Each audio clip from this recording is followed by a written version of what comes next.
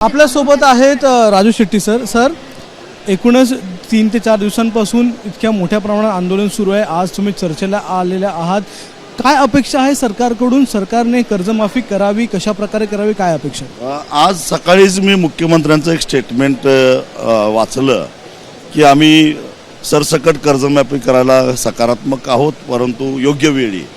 आता आम्ही बैठकीला यासाठीच चाललेलो आहे की तो मुहूर्त आम्हाला सापडतोय का बघू, काय मुहूर्ताची तारीख सापडली आणि तारीख निश्चित करूनच आम्ही जाऊ। काय वाटतं, आंदोलन करायची वेळ यावी लागली, रस्ता रोखायची वेळ यावी लागली, सरकारने स्वतःहून शेतकऱ्यांच्या हाल अपेष्टा बघून हे करायला हवं होतं आधी? 100%। जेव्हा शासनाला आपण लोकशासन म्हणतो, जनतेच्या मताचं प्रतिबिंब कुठेतरी शासनामध्ये उमटायला पाहिजे, पण ते जेव्हा उमटत नाही तेव्हा ते शासन खऱ्या अर्थानं लोकांचं शासन म्हणता येणार नाही। आणि त्यामुळे एवढा वेळ झाला। अहो काय करायला पाहिजे सांगा की शेतकऱ्यांनी अगदी चिखलात लोळून घेऊन गडबड आत्महत्या केल्या, ह्यांना कसा काय पाझर फुटला नाही? आणि शेतकऱ्यांच्या भावनेशी खेळ करण्याचा यांना अधिकार दिलाच कोणी हो? तुम्ही 1 वर्षापूर्वी सांगताय की आम्ही 7/12 तुमचा कोरा करणार आहे, त्यावेळी राज्याची आर्थिक स्थिती यांना माहिती नव्हती का? त्यावेळी स्वतः देवेंद्र फडणवीस उपमुख्यमंत्री होते, एकनाथ शिंदे मुख्यमंत्री होते आणि अजित पवार त्याही वेळा अर्थमंत्रीच होते। ह्या तिघांनाही राज्याची एकूण आर्थिक स्थिती माहीत होती का नाही? मग का तुम्ही शेतकऱ्यांच्या भावनेशी खेळ खेळला? 4 महिने सातत्यानं पाऊस पडतोय, शेतकऱ्याच्या डोळ्यासमोर त्याचं सगळं सर्वस्व वाहून गेलं, ह्यांना पाझर फुटत नाही का?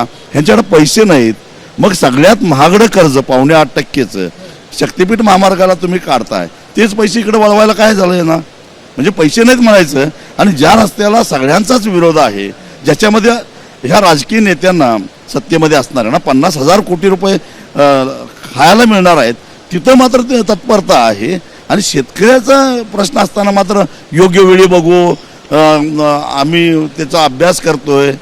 आणि मग शक्तिपीठाला तुमचा अभ्यास कुठे गेला? 35 कोटीमध्ये 1 किलोमीटर होणारा रस्ता 108 कोटीमध्ये करायला लागलाय, तिथं कुठे गेला तुमचा अभ्यास? एक शेवटचा प्रश्न विचारतो की गेल्या अनेक महिन्यांपासून मागणी होते की ओला दुष्काळ जाहीर करा किंवा त्या समान सगळ्या शेतकऱ्यांना मदत द्या, ते तर जाहीर केलंच नाही सरकारने आणि उलट कर्जमाफी देखील करत नाही आहे।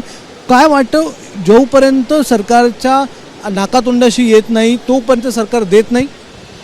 ओला दुष्काळ मॅन्युअलमध्ये बसत नाही असं देवेंद्र फडणवीस म्हणतात, पण ते स्वतः जेव्हा विरोधी पक्षनेते होते त्यावेळी त्यांचीच मागणी होती आणि त्यांनी महाराष्ट्रभर आंदोलनं केली होती ओला दुष्काळ जाहीर करा म्हणून।